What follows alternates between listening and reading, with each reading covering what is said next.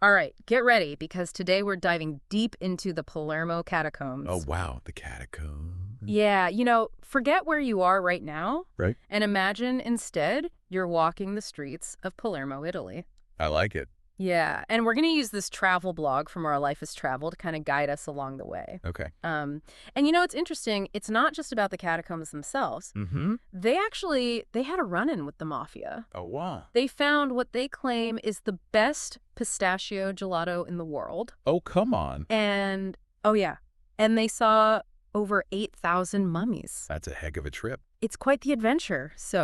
So they start their journey on the outskirts of Palermo, Okay. describing it as kind of little drab, kind of Mhm. gray buildings and crumbling plaster. Not exactly what you think of when you think of Italy. Yeah, I know, right? Right. But, it's interesting because then they walk right past a memorial Okay. to a prosecutor and his bodyguard who were killed by the mafia. Oh, wow. That's... So it's kind of this stark reminder Yeah. of the city's, kind of complicated past. Right. Hidden in plain sight, almost. Yeah, exactly. Yeah. So they finally get to the catacombs, all Yeah. excited to have this, experience, and they're closed. Yeah, they're closed for lunch. You're kidding. No, I'm not kidding. Lunch break at the catacombs. It's Italy. What are you going to do? I guess so.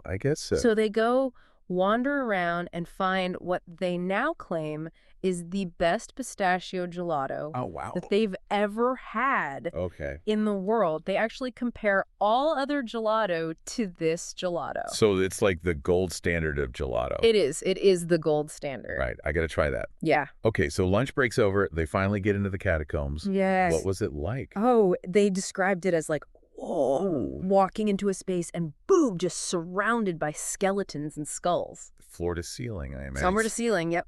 Wow. Everywhere you look. That's got to be, I can't even imagine what that would feel like. Pretty intense. Yeah, pretty intense. So, you mentioned the word catacombs. Yeah. And I think it's interesting because that word actually has a pretty interesting history itself. It does. It does. So tell me about that. So, we have St. Sebastian. Okay. He was martyred. They shot him with arrows. They beat him to death, threw his body into a sewer. Oh, my God. And later, this Christian woman, she had a dream where he appeared Okay. and told her where to retrieve his body and bury it. Mm-hmm. And it was in these underground tunnels outside Rome. Wow. And so that became the catacombs. So that's where the word came from? Yeah, it meant path to sleep, or like place of falling asleep. Okay. But over time, we've kind of generalized it. Mm-hmm. So sometimes now catacombs just refers to any underground tunnels. Okay, so even if there aren't any bodies there, Exactly. it could still be called a catacomb. Right. But the Palermo catacombs are definitely, a real underground burial ground. Oh, for sure. And so, our bloggers are standing there just like blown away by this world of the dead. But it wasn't always meant to be this like mummy display, Yeah, right? no, it wasn't. So it actually started kind of by accident. Okay. Back in 1599, they buried a monk there. Okay. And because of the unique microclimate of the catacombs, his body was naturally preserved. Oh, so it was like an accidental mummification. Exactly, yeah, and word got around. Oh, okay. And suddenly everybody, especially the wealthy, wanted to be buried in these catacombs. Oh, so they could be preserved too. Exactly, hoping for the same kind of eternal preservation. Wow. And it became a real status symbol. Wow, it's like the hottest club in town. Right. But to be dead Oh. in. Exactly, yeah. And it wasn't just being buried there, right? No, it was a whole big to-do. Really? They even started offering, like, additional services. Like what? Like, skeleton cleaning. Skeleton cleaning. Yeah. And new clothes for the deceased. So I could like pay extra to have like my great-great-grandfather get his like skeleton dusted. Pretty much, yeah. It's like, make sure Grandpa's bones are sparkling clean. Oh my gosh. And give him a new suit while you're at it. It's like a post-mortem like makeover. Yeah, yeah, exactly. Oh my gosh. So this whole thing must have been quite a business. Oh, absolutely. For the people running the catacombs. Big business. Yeah. So, but then in 1837, the church, they decided, okay, no more open casket funerals. Oh, wow. Everyone, rich or poor, had to be buried in a closed coffin. That's interesting. I wonder what sparked that. Yeah, it seems like a big change, especially for people who had invested so much in their, Yeah, and their eternal presentation. Right. But the bloggers noticed something interesting. Oh. all these coffins lining the walls had their boards, the boards facing the walkways, conveniently removed. Oh, so you could still kind of say in... Like peekaboo. Yeah, yeah. Oh, you can't have an open casket. Well, fine, we'll just remove this board right here. Right. And you can still have your little viewing. Clever workaround. It's like the Sicilian way, I guess. There you go. So, what the bloggers think of all this? Yeah, what was their take? They called it, get this, grim installations. Grim installations. Grim installations because all the mummies were kind of grouped together in these different styles. Oh, wow. Almost like a macabre art exhibit. Like curated, in a way. Yeah, and some were even missing their skeletons. Whoa. Just skulls remaining. Huh. I wonder if that was intentional. So you wonder, right? Yeah, like, were they trying to make some sort of artistic statement? Or was it just, you know, a coincidence of the time period? Like, who died when? Yeah, it's a good question. And then there's Rosalia. Oh, yes, Rosalia. The star of the catacombs. Right. This young girl, just a little over 2 years old. And the last mummy interred there back in 1920. 1920, that's pretty recent.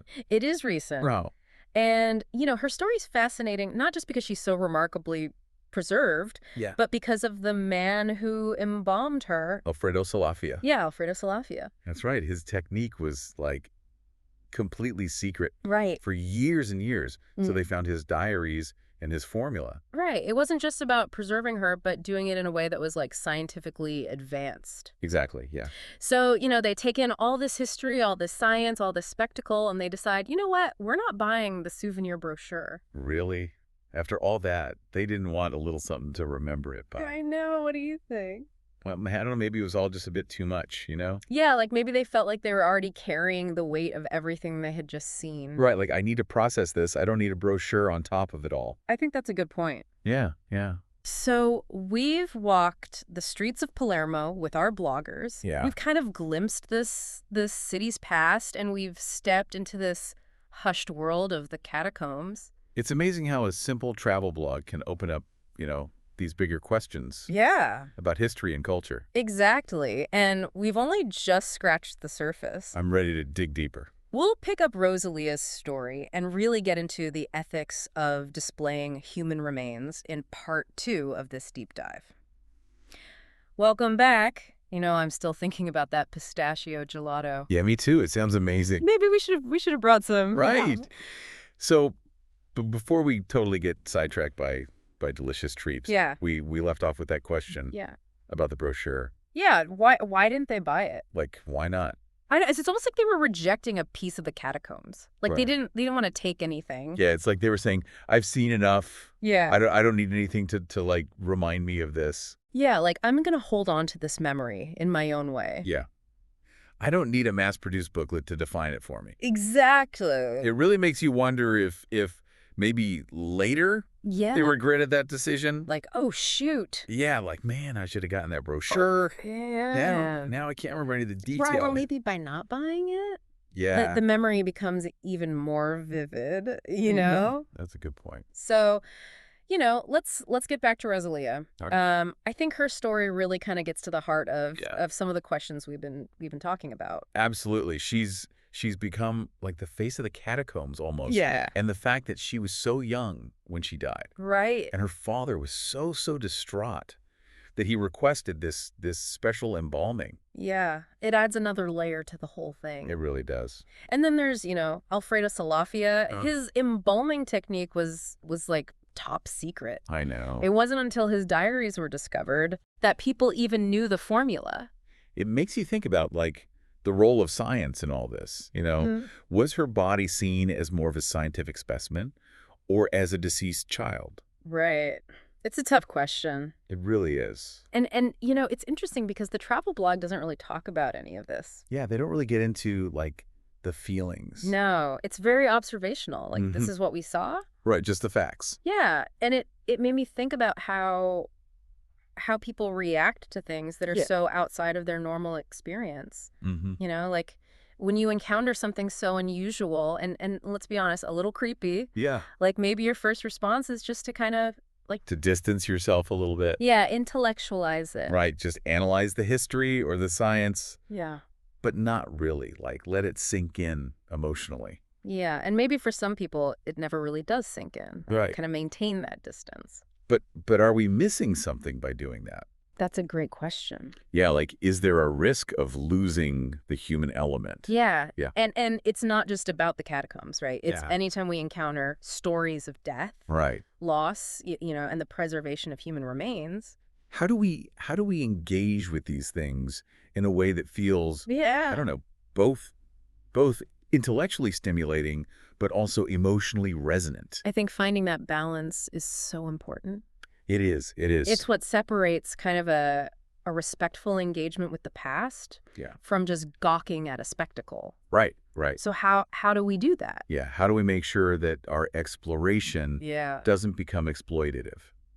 Yeah, I think the first step is just awareness. Okay. Like acknowledging Right. that there are ethical debates surrounding this. Mm-hmm. Understanding the cultural context, Right. and recognizing that these weren't just nameless figures. Yeah. They were individuals. They had families. They Yeah. have lives. They have- And their descendants are still around today. Exactly. And they might be grappling with how their ancestors are being, represented. That's a good point. It makes me think back to that question we asked earlier. Yeah. Like, if you knew your ancestors were on display like this, Mm-hmm. how would you feel visiting them? It's a question that kind of stays with you Yeah. even after you've left the catacombs. Yeah, it makes you think about how we treat our own dead, Mm. how we remember them, Yeah. how we honor them. That's a good point.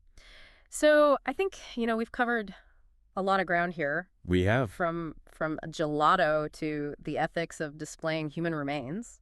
and all sparked by this simple travel blog. Right. And we still have some fascinating questions from our listeners. Oh, well, good. And I want to leave you with a final takeaway. Okay. So join us for part 3. Can't wait.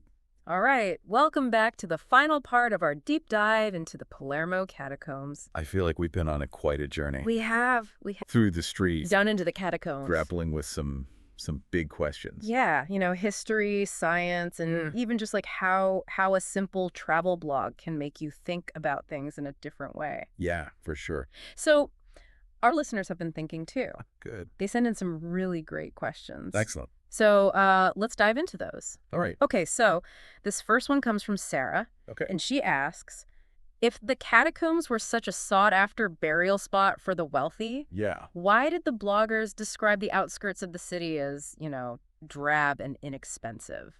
That's a good question, Sarah. Yeah. It really highlights how cities change over time. Yeah. What might have been a very prestigious area a few centuries ago Right. could be completely different today. Yeah, like all those fancy people move on. Right, exactly. They go to the new trendy part of town Right, yeah. and leave the older neighborhoods behind. So those inexpensive outskirts that the bloggers were talking about Yeah. could be like remnants of a different era. Yeah, it's a reminder that nothing stays the same. Even a grand burial ground Right? gets touched by the passage of time. It's like peeling back layers of history Yeah. and seeing how it's all connected.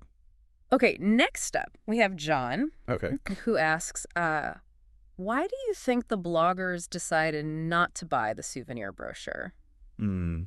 It seems like a missed opportunity to learn more. It is curious, isn't it?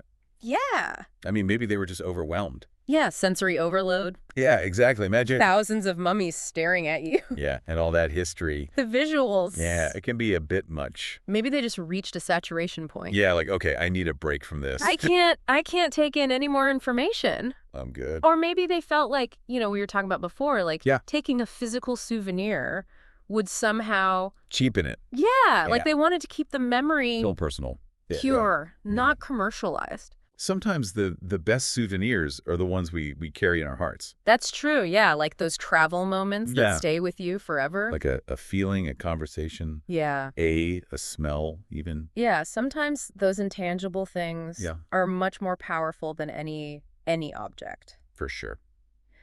So for our final takeaway, Okay, I like it. I want to go back to something we talked about before, All right. about empathy. Yeah. When we encounter stories like this, It's easy to get caught up in the spectacle. oh yeah, the wow factor, The sheer number of bodies. the unusualness. Right. Yeah, all of it. But we have to remember they weren't just nameless, faceless figures. Right. These were people Yeah. with their own lives. Yeah. hopes, dreams, fears, loves. They walked those streets that the That's it. bloggers walked Exactly. just centuries before. And their descendants are still out there, you know? Yeah. Maybe thinking about their ancestors and how they're being preserved and displayed. So, as we wrap up this deep dive, Mm-hmm. it's not just about the facts, The the timeline. The ethics. The ethics. It's about remembering the human element, Yeah. approaching these stories with sensitivity Curiosity. and a willingness to sit with the uncomfortable questions. And maybe, just maybe, Hmm. by doing that, we can gain a deeper appreciation. For life. For history. For history. For the connections we have to those who came before us. Well said. Thanks for joining us on this journey Yeah, thanks for listening, everyone. into the Palermo Catacombs. Until next time, Keep exploring. keep questioning, Keep those minds open. and we'll see you on the next deep dive.